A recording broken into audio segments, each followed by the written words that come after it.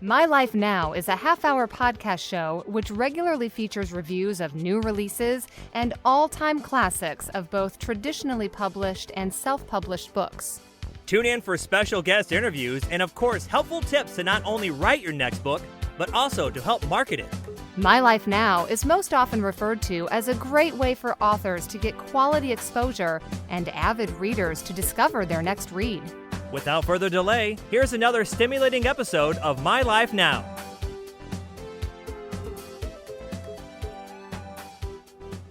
Hello, guys. Welcome to another episode of My Life Now. Today, we have the honor of having Richard and Kelly with us, the authors of Lucy and the Lake Monster. It's going to be a great book. We're excited to tell you about the ins and outs of it. Just listen in. Guys, Richard, Kelly, would y'all like to introduce yourself? Let us know where you come from, how you came up with the ideas for this book. Ladies first.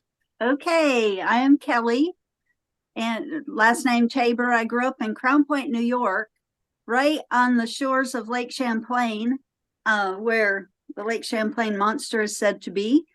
And so I went down south and I taught school in South Carolina for 32 years, elementary school. And I've just retired, and Richard has asked me to work with him and write with him and do a movie series. And so here we are. We're excited. Nice. Richard? Yes, Etrel, I just became a grandfather for the first time. And I was thinking I wanted to do something for kids. And I'm an actor in Los Angeles. I had an acting job playing the part of a minister named Reverend Charles Dotson. And he wrote the children's stories, Alice in Wonderland, under a pen named Lewis Carroll. And I was researching my character and found how interesting it was that God led him to create these stories. And he was partially inspired by the assistant pastor at the church where he worked, had a young girl named Alice, and she would always say, tell me a story, tell me a story. Yeah. And he would just kind of make up stories about Alice going on adventures. And she's like, write it down, write it down. So I was thinking, I'd like to do something like that, a ministry to kids, some sort of children's story. And then I had a health crisis where I almost died, and God brought me through thanks to a very anointed and beautiful doctor who not only was the best surgeon, but also was praying through the whole surgery, Dr. Julio. And so, I was facing death right in the face and kind of thinking about bucket lists. What do I want to do? And I thought, it's been in the back of my mind ever since I played that part of the minister who wrote Alice in Wonderland to do a kid's story. And I remembered Kelly and I have been friends 40 years, and she's been one of the greatest public school teachers in history, the best public school teacher on God's green earth. She's won like Teacher of the Year awards, which she gets mad at me for saying it, but that sounds like bragging. But the proverb said, let another man's lips praise thee and not thine own. But one of the reasons she was such a great teacher is she would tell kids these stories. And one of the stories they loved her to tell was when she was a little girl at this lake looking for Champ, the sea serpent. And so I told her, I said, I think this could be a really good kid's story. We could write it together. And so we wrote the book version. This is the hard copy, and we got the paperback. And this is Champ, the plesiosaur, the plush toy of Champ. Mm-hmm. And so that's how it got started for me. It was those three events of becoming a grandparent and wanting to do something for kids, and then playing the part of that writer. It gave me the idea, and then the Lord delivering me and healing me and coming through a big health crisis. I thought, well, God's given me more time. Maybe it's time now to do that children's story. What a blessing, Richard. I was just scrolling through Netflix, I think a couple of days ago, and there's just so much filth, and I'm like, man, I just want to watch something wholesome. Yeah. It's great that selection is being expanded in this world. Yeah. In fact, here's a hand-painted cup that says Home of Champ, Port Henry. That's where, I was thinking the same thing. Like, we need more wholesome movies with positive values for kids, because when I was a little boy, there was always like a new, what they used to call a G-rated movie, which was basically saying it's safe for kids. Mm-hmm. And it was always a new G-rated movie at the movie theater. You know, a lot of them were like these classic Disney films and things. But I was kind of shocked. I mean, I thought there'd still be some, but what shocked me, Etrel, was I read when's the last G-rated movie, and they haven't even been putting out for years G-rated movies. Like they haven't even been putting them out. You know, a film that is so like even with a kids film, it's like they got to sneak something in there to I guess they think it's cool or something. But this is a movie that, you know, it's just going to impact people's hearts and inspire a lot of children, I think. Amen. Was it a specific event or an accumulation of experiences that allowed you to come up with the idea for this book? Kelly, I'll let you answer this because I think I already might have hinted at that because I mentioned my events in my life, my surgery, and my playing Lewis Carroll, and also becoming a grandparent. But how about you? What inspired or what are you drawing in the writing, Kelly? Because I kind of already answered that. Okay. Well, when I was growing up, of course, there were a lot of stories around town and neighboring towns of people who actually have seen Champ. And so all those stories were whirling around. And a lot of the stories that I told my students over the years were real stories that really happened to people. I had an uncle who lived on the lake, and he was working on his cabin roof one day, and it came up. And I had another uncle who had a restaurant on Boaga Bay, and it was known as Captain Bly's Restaurant. And a lot of people went there, and he used to have binoculars sitting on the tables for people to look out and see Champ. And there were a lot of sightings from there. But there were lots of jokes too along the way, because at these restaurants there were also bars too, and so some people had things to drink. So a lot of people said they'd seen him, which they had, and then some people had seen him, and people were like, "Yeah, really? How much have you had to drink? Did you really see him, or was it your imagination?" And so, you know, there were a lot of stories like that. And there were kids on the beach. I was a swimming instructor one summer on one of the beaches. And I remember our trip had been canceled that day for some reason.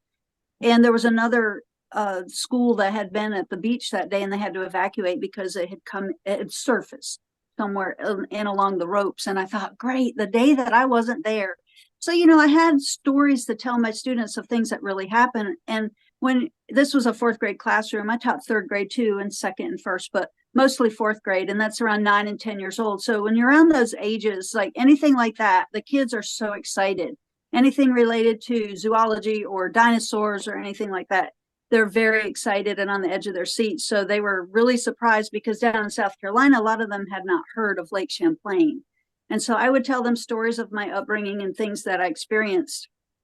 And they were really excited about it. In fact, they wanted me to write. They used to say, "You need to write these stories down. These are great." And I just never could as a teacher. I was just so caught up in the teacher world, teaching students, doing lesson plans, planning, grading papers, and, you know, all the things that come along with being a teacher. I didn't really have the time that I needed to sit down and write some of the stories that I did. I did teach writing. I taught all subjects. And so a lot of times, I'd had to introduce some type of writing. And so I would give an example on the board, a Promethean board, some samples, and then to kind of give an idea of creative ways that kids could write. And so they loved writing too. And so I used some of these stories as a springboard, you know, for writing in my classroom as well. And when I told Richard about these stories, what I used to do with the kids, and most of my time I taught at Paris Elementary in Greenville, South Carolina. Shout out to Paris. The kids were great there. And when Richard asked me to write with him, I was thrilled because I was retiring at the time, and I thought I'll be able to devote the time that I need towards something that I also love to do. And my students are kind of getting their wishes now because I'm actually writing like they wanted me to do. And then also Richard had asked me, which I was totally honored because he's such a good writer. He's written books, he's done films. And so he was kind of like the nudge that I needed and somebody to kind of walk with me through it, because he's kind of like my mentor as we go through it as well. And I hope I can bring as much to the plate as he does when we're working. I hope I can be a great asset, but we're thrilled about the book coming out. It's just like a dream come true. And we're working on books 2 and 3 also, because it's going to be a series. So that's really awesome. I'm excited to get my own copy. I can imagine sitting with my son and reading that to him while he goes to sleep. I already have plans to do it. So Oh, cool. How old is your son, Etrel? He's 3 years old. He's 3. Oh, cool. Yeah. So that's so cool. I bet, and I know he loves dinosaurs, so I know he'll love Champ. I'm definitely gonna try to incorporate that into me and his relationship. Discover renewed strength in faith with Saved But Struggle, Well But Wounded by Eric Joseph. This insightful guide for devout Christians unveils biblical support for seeking godly counseling, tackles mental health stigmas, and emphasizes the divine intervention of professional Christian counseling.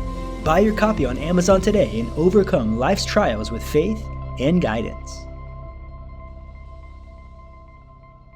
Unlock financial security with Everpure Precious Metals.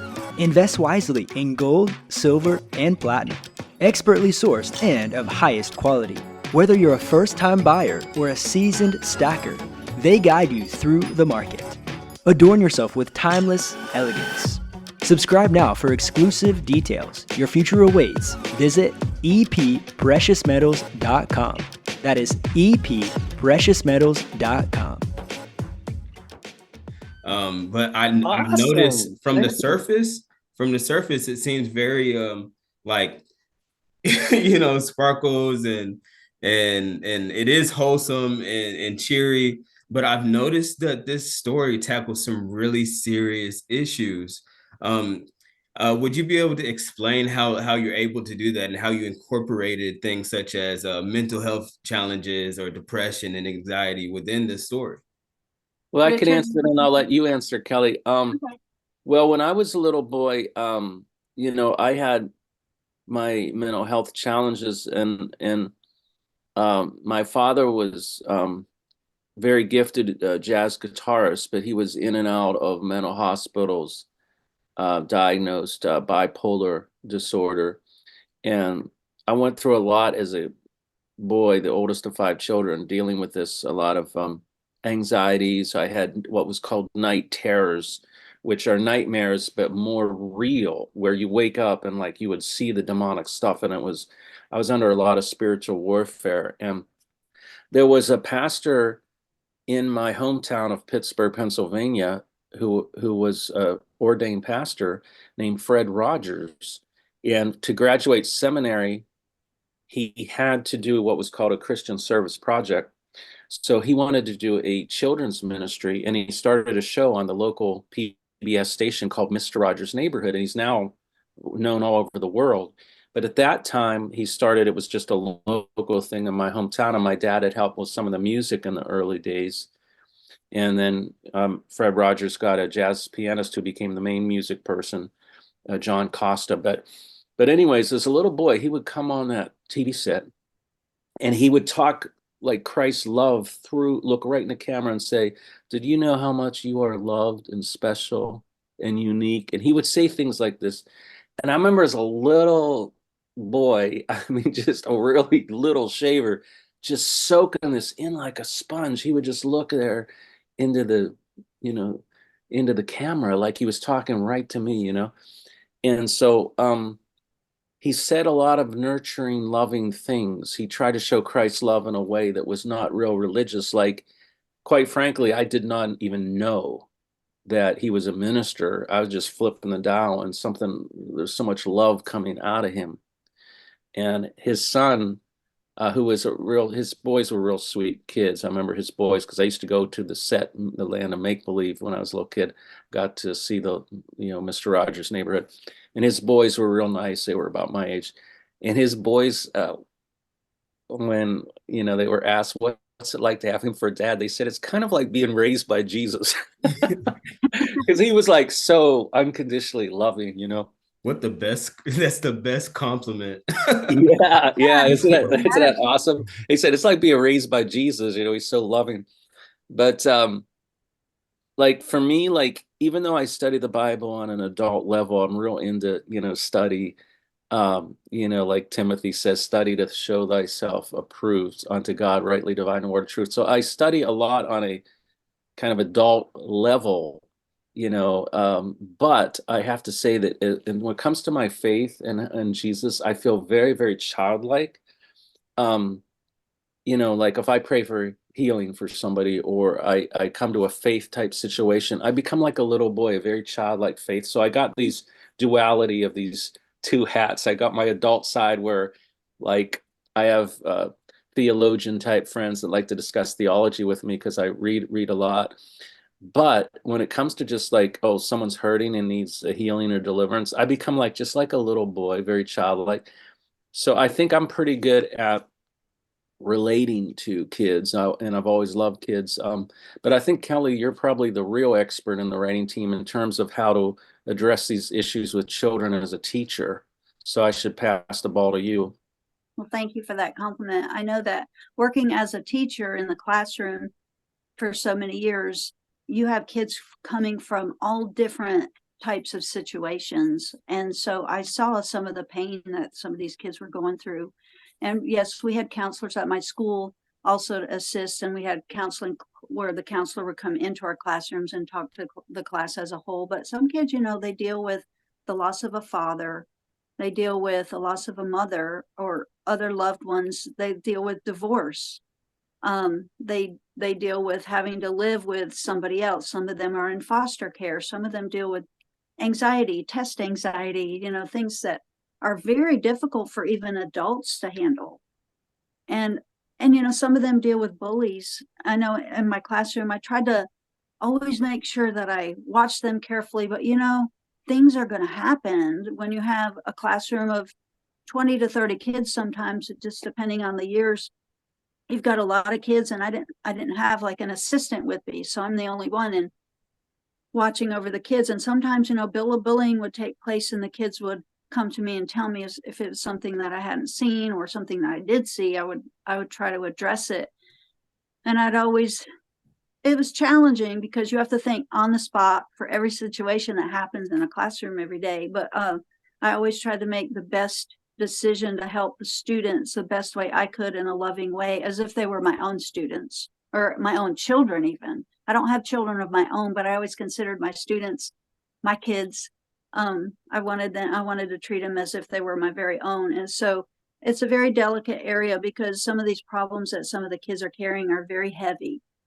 And I've been through a lot of my own struggles, and so I can relate to the kids' pain that they go through sometimes. So being loving and caring for them is something that they need, because some of them maybe may not have a parent around like I did growing up, and it must be really hard. And so in our story, Lucy deals with a lot of stuff. She's lost a father, she's lost a mother, she deals with bullies at school, she has anxiety sometimes she has difficult dreams, so she wakes up in the night. And so all these things are things that children really go through, and adults. So we did write it for children, but we've had so many people contact us and about, this just doesn't seem like it's just for children. It applies for many ages, even adults. We've had adults say, we can't wait to see what's going to happen in the next book.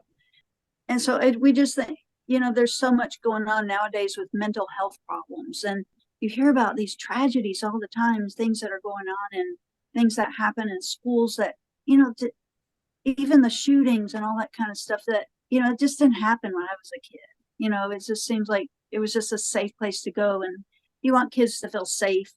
You want them to feel like school is a safe place and their homes are a safe place and all that. And so we wanted to make sure that we address these kind of issues, because whoever reads this book, there's going to be people reading it who are going through some of the same issues that maybe Lucy or even Papa. Papa's going in the movie, her grandfather, Papa Jerry, and Richard plays Papa Jerry, he's going through things too, because he's already raised children, or his daughter, and now he's having to start all over again. And there's a lot of people in the world who are going through that. And so he doesn't know if he's capable, at his age, and he just feels kind of insecure at it sometimes too, and doesn't know if he always makes the right choices. Well, he tries to always make right choices, but he wants to make sure they're always the best ones to help his granddaughter through what she's going through as well. And so it's just really important nowadays because a lot of people are struggling out there. So any ways that our book can help people, we hope and pray that what we've written or what we are writing, will be able to be beneficial to people, even generations to come, because our book, they might sit on somebody's shelf. They might be past their families or down. It might be on a shelf in somebody's bedroom, years from now, and they might pick it up and it might be able to help them. And we hope and pray that that's the case. Would you be Amen. able to expound on those benefits, the takeaways that you want the readers to gain from it, specifically? I know the important need to be able to get away from anxiety and depression and find Jesus.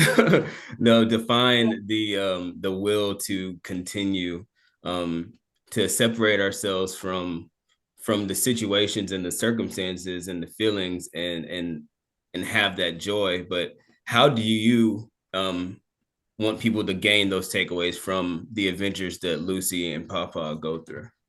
Well, I guess I could go, and then you could answer if you'd like, Kelly. There's three main things that, like, takeaways I hope kids will get.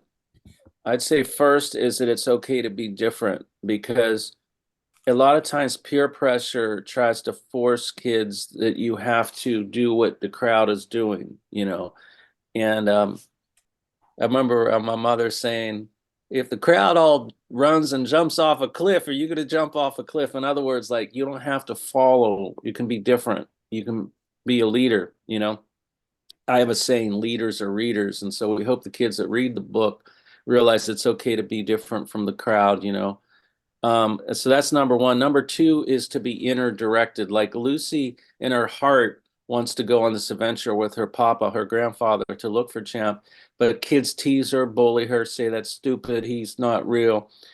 But like the Bible, Jesus says in Luke 17:21, the kingdom of God is within you. And sometimes we get ideas in our heart and our spirit that other people may not agree with. Like if you have a calling, like your calling, you may feel like Etrel, when you share your calling, there may be people, family, friends, that may not totally agree with what you're doing, for example, just hypothetically. But sometimes we have to follow the path that we feel inside. As Proverbs 20 in verse 27 says, the spirit of a man is the candle of the Lord. In other words, in your spirit, you'll have a burning desire to do something. And that is God working in us to direct us from inside, because it says in Philippians 2:13, God works in you to desire his will. And like all other kind of primitive religions, were more external and outer directed, like they'd worship the sun. Like in Egypt, they called the sun god Ra, or they worship these external pantheon of all these gods, the ancient Greek and Roman gods. But Jesus said he brought us in a new covenant where the Holy Spirit's inside us. And so we want to encourage kids to, instead of just following the crowd, to be directed from inside what the Lord guides them to do and go on these adventures. I have an acronym for FAITH, FAITH, that stands for Fantastic Adventures in Trusting Him. And so when we follow those inner guidance, that's really a powerful adventure. But then thirdly, the third thing is faith. Towards the end of the book, Papa shares with Lucy Mark 9:23, which says, if thou canst believe, all things are possible to him that believeth. And so, like, we want kids to believe, and this is really true. I found this in the arts, for example. Like, I've known a lot of artists that are pretty famous and well known, and a lot of the artists I've known that became well known, a lot of times along their path, people don't know the struggle they went through and how everybody thought they were crazy, but they had so much faith to put out their music or to do what they were doing, even though people scoffed and said, oh, they had that vision, that their music would get out there and reach people. And so we hope to encourage kids' faith, because sometimes they're getting, as Kelly said a moment ago, negative messages that can be discouraging. So we want to encourage them. If thou canst believe, all things are possible to the one who believes. So that's my take on it. Yeah, and I want to that's very good, Richard. I appreciate those words, but I also think too that one of the points that I'd like people to see, that you never have to go through anything alone. There are people there to help you. It may not seem like it sometimes, because I personally have been in situations where I just felt so alone, like where I just felt like nobody would understand, but I knew God was right there with me in it. And that's what gave me peace inside. But there are people in our family sometimes that are there for us to help us through. Like in your case, in the movie, Papa was there for Lucy, and he would try to, in the best way possible, through prayer and through wisdom that he's had over the years, to lead and guide her. But she also has a school teacher, and kids need to know that they have loving school teachers as well that want the best for them. And by the way, forgive me for interrupting, but Kelly, who has been a teacher for 32 years, plays the school teacher in the movie. So she had 32 years of preparation to play this role. Who could be better? It's the first time I acted since high school. I'm sure you did great. I had a fun time doing it. And so, Lucy knows that she can trust her teacher too. And I wanted it that way in my classroom. And we had a really neat thing in our school. We had great counselors. Shout out to Lori Nelson, who I worked with for years and years and years. She was always good. And there's been other counselors along the way that just love the kids too. And they used to have a box. Because some kids, things are going on maybe that nobody knows about at school. They may be bullied, and it might be like something that they're holding in. But at our school, we had a bully box, and like if they didn't want to go tell the teacher because they were afraid they were going to be called a snitch or something like that, they can write it down on a note privately, and then they could drop it in the bully box as they pass by the counselor's office. Or I've had students before too even put it on my desk. They just walk by and put it there nonchalantly, indiscreetly, so nobody else would see. And so I would see it, and I would take care of the problem there, because for whatever reasons, they just felt more comfortable doing it that way. Kelly, I was just curious, when they write a note in the bully box, they obviously would have to name the bully, but do they say who they're bullying, or are they afraid of being the snitch? Do they just say in general this person's a bully? Or they had to be very clear on what because it would be dealt with. The counselors would call these kids in, and they would talk to them, and they would get to the bottom of what happened. And then whatever consequences would happen from there, maybe a parent would be called in, or sometimes it was dealt with at school before a parent would have to be called, or if just depending on the offense. But yeah, they were pretty clear about there were directions to the counselor. Had told the kids that there were certain directions to make sure you do this and this and this on your slip when you put it in, so we can make sure it's taken care of. And I thought it was really nice, because it was another way of making the kids feel safe, so they didn't have to hold it all in. Because when you hold it all in, have all these feelings, and they don't know how to deal with it. And so getting it out in the open and in positive ways, and getting the help that they need is really important. Because I think that sometimes kids aren't able to, they might have the feelings that they have inside, and sometimes maybe they're quenched, or maybe somebody might say, I don't have time for that right now. And they don't feel like what they have to say is important. So they hold it in, and therefore they have this thing brewing within them, and it might come out in a negative way down the road.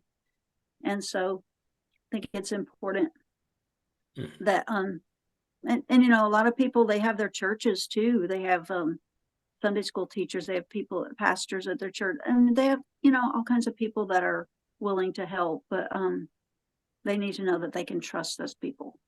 And the influence of this book is going to be so good, because I firmly believe that those little issues among children grow into adult issues. So I can see how this book will heal so much from maybe even in the lives of the parents that are reading them to their children.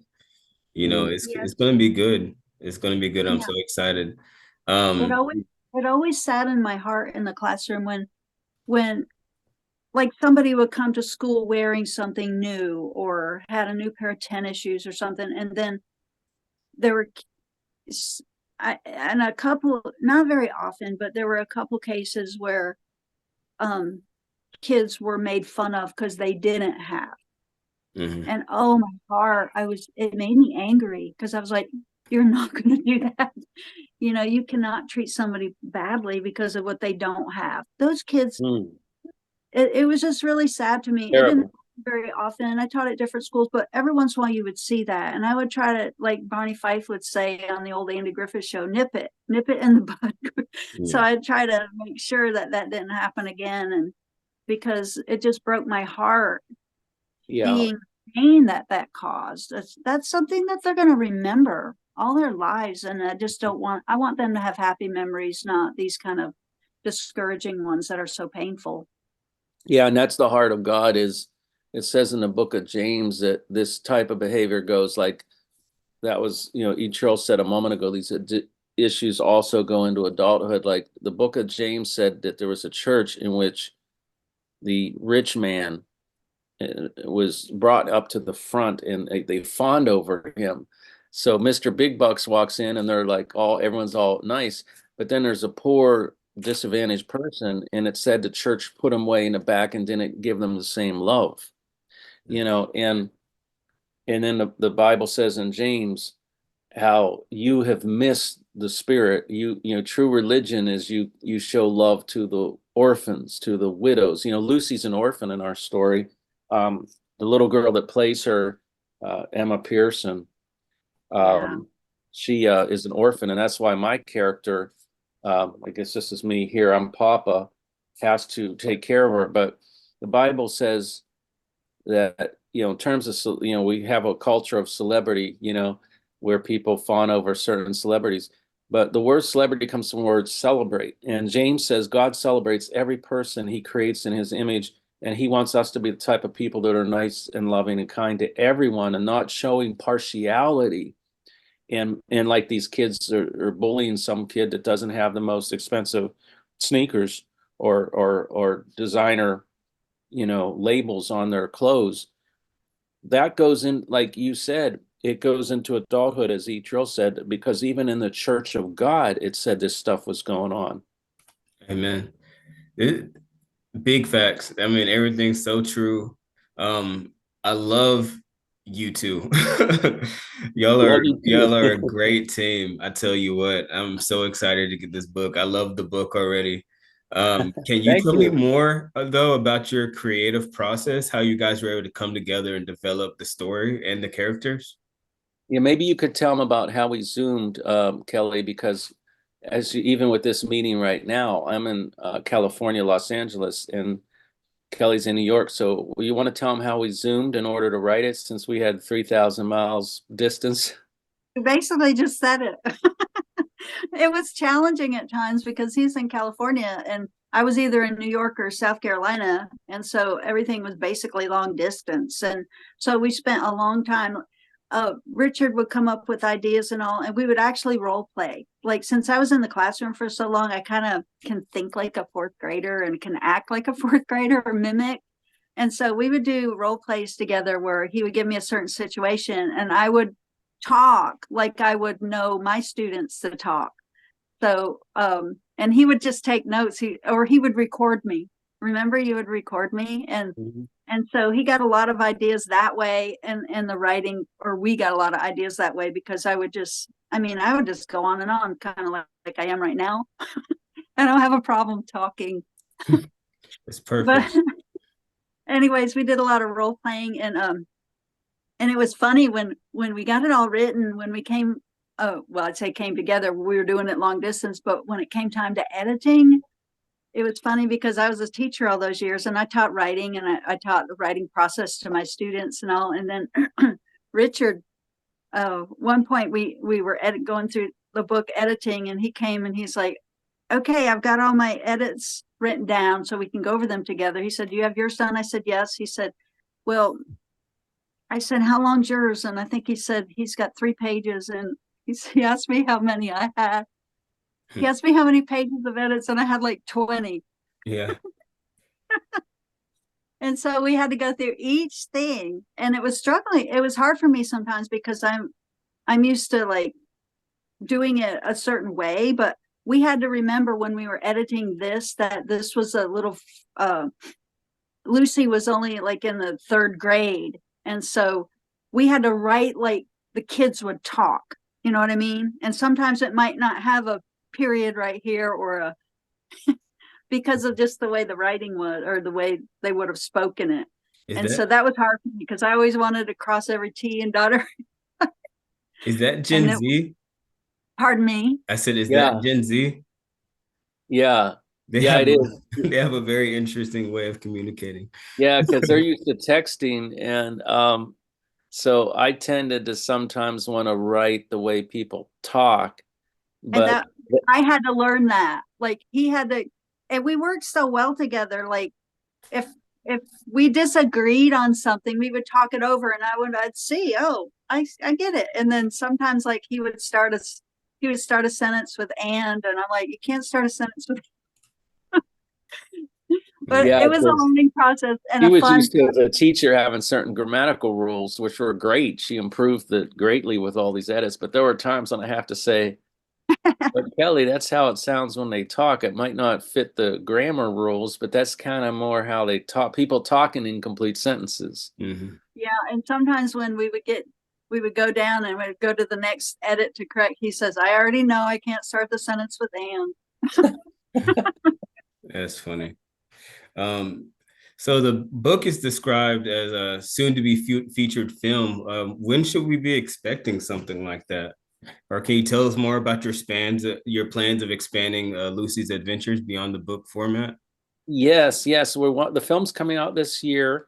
We're working really hard, doing our best to finish the post-production editing, which right now we're working on audio and also video special effects of Champ, which is really exciting because a modeler creates Champ and you animate it. And that's going on right now, which when we speak at schools, and read the book, and the children often, after we speak or read some of the book, or sometimes I play a little song from the movie on my guitar, and they always ask, what's Champ going to look like? And we want to see Champ. And so like right now, what we're doing with the special effects to put Champ into the film, it's taken long, and like people are really excited about when's it coming out, which we're really grateful people are that excited. Sometimes it's a little hard to pinpoint exact timing because there's others working now, like a special effects person working, and named Karash, and editor Colin, and they're doing their best. But when it comes out this year, I'd like to do some live events, because when I was a little boy, and we talked about this at the beginning, how movies would come to the local theater where I grew up in Pittsburgh, Pennsylvania. There was a North Hills movie theater, and they would have like a different this was before, I know I sound like a dinosaur, but myself, I sound like as old as Champ, but back then we didn't have like VHS, DVD streaming. So movies every so many years would come to the theater, the same movie, like Wizard of Oz would show on TV every Thanksgiving, and we would all be on the floor, all us kids, oh, Wizard of Oz is on tonight. But now like people just stream it, right? Yeah. But back then it was like a huge event. And I was thinking it'd be nice to give that excitement back to children seeing a movie. And I wanted to like create a really great live exhibition of the film for kids, in, like a tour in different cities, where we bring some of the cast. Like, I think it'd be really cool as a kid.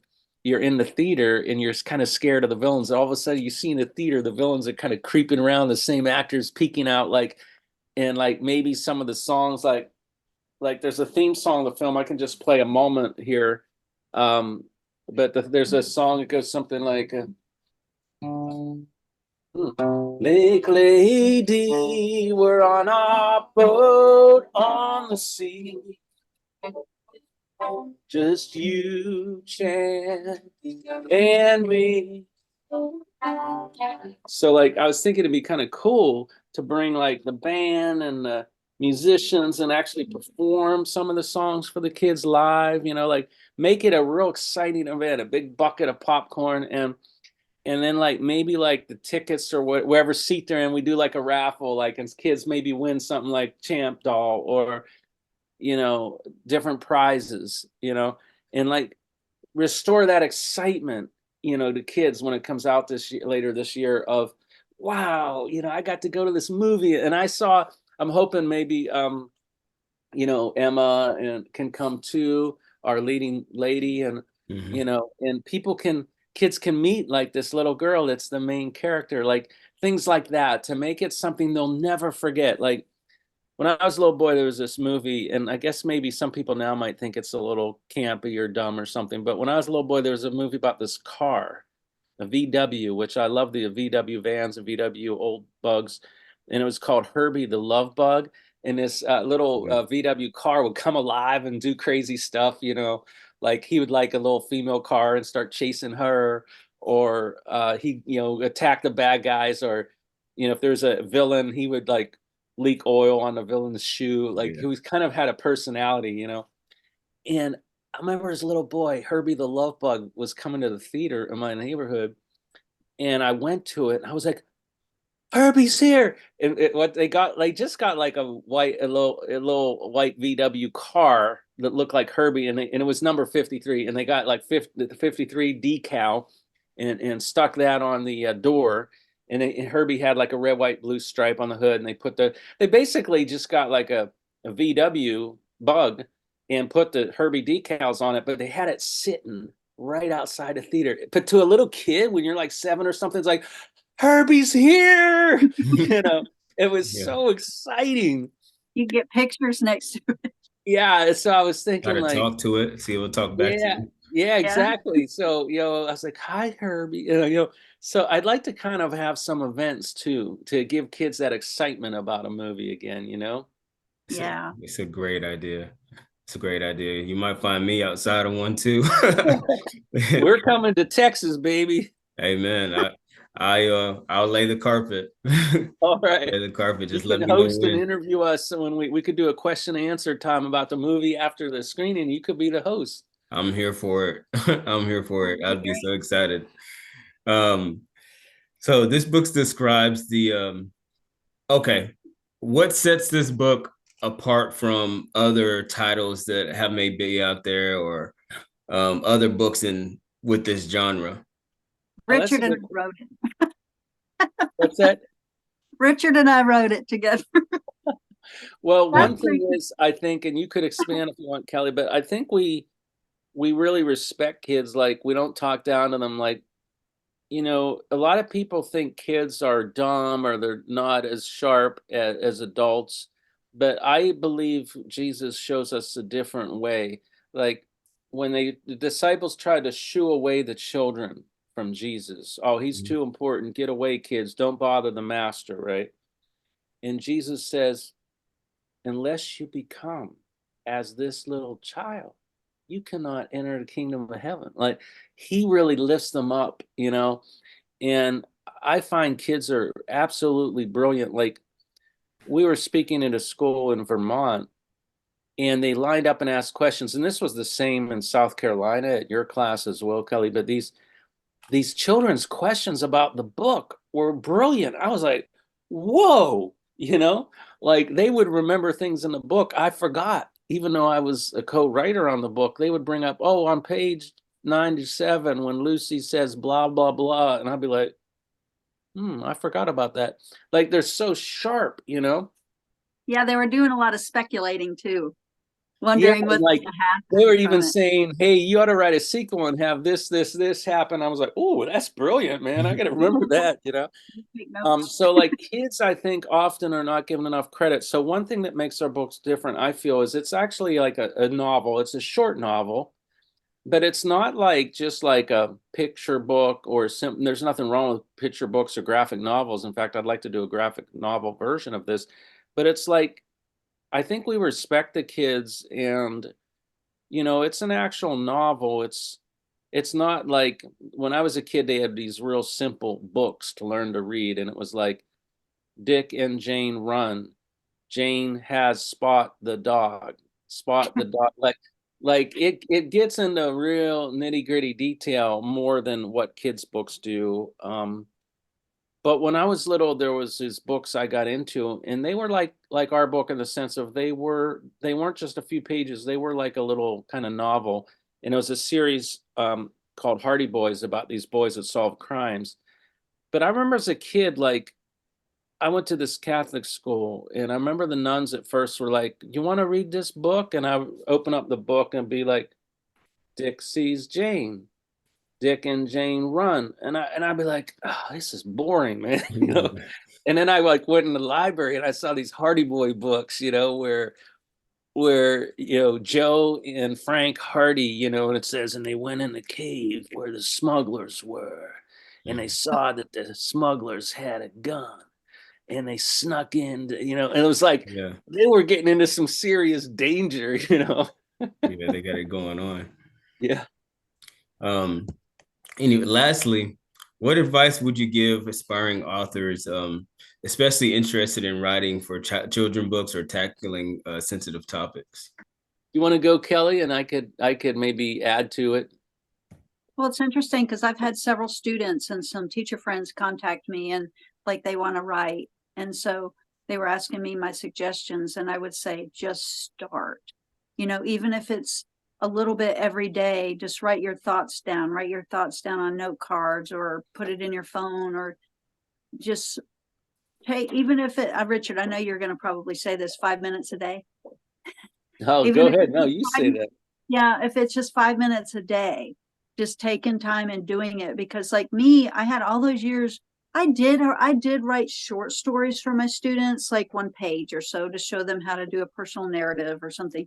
And so I have some of those even, like, but as samples, because I did it for my classroom, but like for doing it, something like this, just sit down, even if it's 5 minutes a day, and just add to it. Mm-hmm. Because sometimes we tend to put things on a back burner and we never get to it. And that was my case with this sort of thing. It's like something that I always wanted to do, but I never did it because I was just caught up in the busyness of everything. But if you just set aside at least 5 minutes, isn't a lot of time, but sometimes when you start writing and it goes past 5 minutes and it's a little bit more. And so you get more done than you thought you would. And then you have something started and you want to continue on it. It's encouraging once you start, because it's kind of like the motivation that gets you kicked into gear to move forward. Yes, I would just add the 3 things I would say to writers, aspiring writers, is number 1, as Kelly said, you learn to write by writing. And the saying I often quote is 5 alive. In other words, even 5 minutes a day keeps your vision alive. And so the psalmist wrote in Psalm 45, verse 1, your tongue is the pen of a ready writer. In other words, you have it within you, it's interesting. It says the tongue is the pen of a ready writer, because some people, like, it feels like work to write. Well, you can even get like speechtexter.com or something where you can even talk your ideas out and it'll put it into words for you, and you can edit it later. So that's one way. You can even, there's a lot of different ways. We did it by acting out scenarios. Like I'd say, okay, I'm the grandpa and you're going to be little Lucy, Kelly, and we would just literally play and do a Zoom meeting like this, and it'd be all recorded. Like we'd ad lib, like we were talking about going out on our boat. And so number 1, you learn to write by writing. I'd say number 2 is to please you. Don't worry about pleasing man all the time. Right. Like Galatians 1:10 said, if I worry about pleasing man, I cannot serve my divine destiny. That's a powerful verse. I've never heard anyone really preach on it, but to me, when I saw that verse, it was like, wow, that's so true. Because a lot of people will say about writing, and again, I'm not judging these people because I'm on the witness stand, not the judgment seat. I just want to witness to God's love and healing power. But I meet a lot of people, they're like, oh, what's the hot thing? What is getting all the hits on the internet? What is the popular thing everyone's into? And so they'll try to cater their writing, their music, their message to strictly follow fads. And a lot of Christians I found follow fads. I've seen that over and over again. Like we had a church out here in LA that was like a big fad, and certain pop stars would go there and all these people. And I went there, and my discernment, Corinthians talks about discernment, was that something was really toxic and off there. And I said, this is not a safe place. And lo and behold, it came out the founding pastor was a predator on children and on young boys, and there were all this bad stuff there.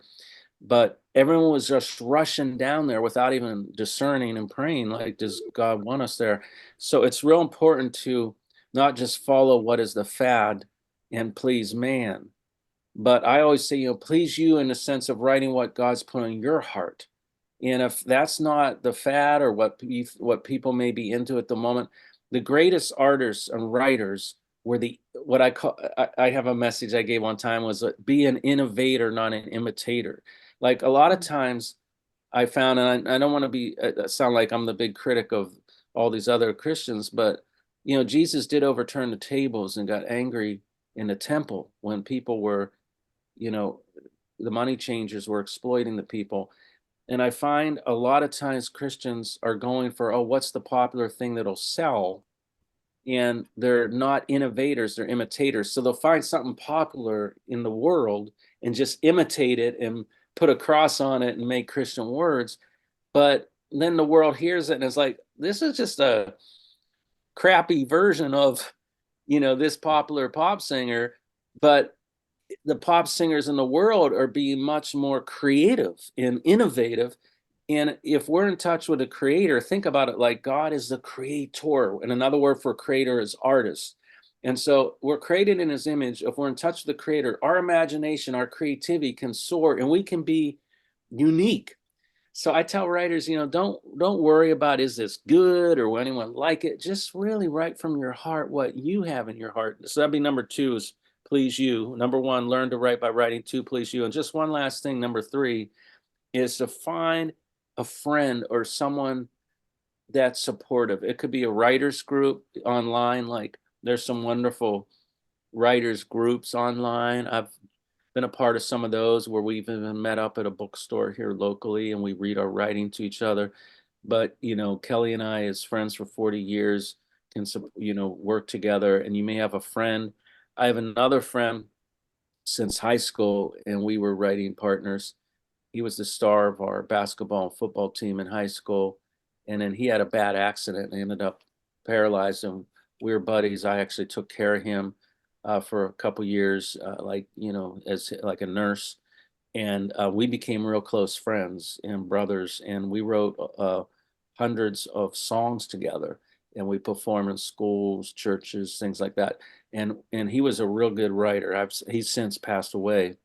But his name was John. So I've had friends like John Walker and Kelly who we've been able to co-write, and collaborate. So I would say find someone that's encouraging. Stay away from wet blankets who discourage you and who speak negativity. And find those friends that are like cheerleaders that encourage your creativity. Artists can get discouraged. I even wrote a book years ago, Create Your Life, to just a kind of like devotions for artists, because we need to encourage one. We need to, number 1, I'd say the 2 purposes God wants for all of us. Number 1 is take your talents and make something with it, because it says in Matthew 25 that he gave each one talents as a gift. Then what we do with those talents is our gift back. So number 1 is like use our talents, but number 2 is encourage others in their talents. Mm-hmm. I always try to find what is the talent and vision in each person and encourage them, because too often the church uses people to build the church instead of using the church to build up people. Like, for example, they'll say, come into our church and we'll plug you in so you can help us in our vision for the church, expand this church, and we'll plug you into what we need. But actually, that's a bit backwards. I think what the Holy Spirit would rather have us do is, what's the calling in you? We want to discern what are your talents and gifts and passions and support you. Because if everybody in the body of Christ does their part, their calling, it said the hand is different from the foot and the ear is different from the eye, So we need to encourage people. And that's what that 3rd point I said is like, find friends and people that will encourage and build you up to do it and to go for it. Nice. So with people, I'm sure everyone that's listened to this is so interested in getting this book. Could you tell the audience where they can go and get their copy? Oh, sure. Yeah, it's Lucy and the Lake Monster. I got the paperback and hard copy here. It's on Amazon, Barnes and Noble. There's a site up where Champ lives in New York called, I think it's called homeofchamp.com. Walmart online. I think I might be forgetting one, but our website is lucyandthelakemonster.com, and we're on Instagram also and Twitter at Champ Movie HQ. HQ stands for headquarters, Champ Movie HQ. We're on Facebook.com at Champ Movie, but most people I think go to Amazon or Barnes and Noble. I think probably.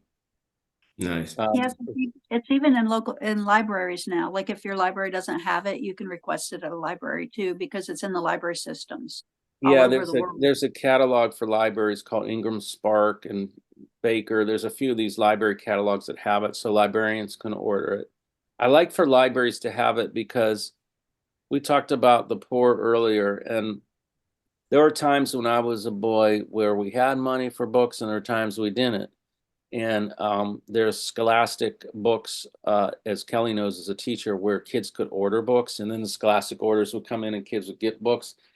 And we had 5 kids and some up and downs, like I mentioned at the outset with my dad's battled mental illness. And there are times like I was that kid that was kind of shamed of not, where I could be shamed for not having this or that, expensive thing. And there were times when the other kids had money for books and I didn't. And there were times I did. My mom did have a couple bucks. Hey, order a book. And so I remember feeling so bad when the book orders came in and the other kids had got their books in from the scholastic order, and the teacher would distribute them, and I'd be sitting there and no book. Yeah. So I really, really want it to be in a lot of libraries. I don't want a child to ever feel like, oh, I don't have the money to get this book. Like, in fact, if anyone listening, if you don't have the money to buy it, Kelly probably think I give away. Kelly has said sometimes I give away a little bit too much, but she's good at being very practical. But I actually feel like, hey, if you're out there and you or your kid can't afford the book or something, I don't know what it is. It's probably about $10.99, I think, maybe the paperback. But if you don't have it or something, contact. I'd be happy to send one to anyone out there. I know I get yelled at a lot. I'm not saying you yelled at me, Kelly, but I have been throughout my life. People say I should be more business savvy. I've been through a lot where I've been ripped off and things like that by people that distribute things I've done, or they don't pay me and things like that. But I guess my heart is I just really want to reach people. In fact, my last film here, on this film Canaan Land that I acted in, I have this gold jacket, and I play this preacher, Brother Billy, who's kind of a con artist who doesn't really know the Lord. He falls in love with this woman who's a sincere Christian, and the Holy Spirit starts dealing with him. But this gold jacket is for sale in all these stores all over the world, and they call it the Brother Billy jacket. They have this picture of me, and they're selling the jacket, but no one ever asked me. Like they make all this money for $150. It says the official Rich Rossi Brother Billy jacket from the film, but no one ever pays me a penny on it or whatever. So a lot of my family and friends are like, man, they're exploiting your name and image, but I guess as artists, sometimes there's a saying that true artists and writers often have their heart broken by the world. But I really do want to say it is my heart. I care more about the ministry than the money. That if someone's listening and they can't afford the book or something, contact us through the website or whatever, and we'll send you a copy of the book. That's amazing.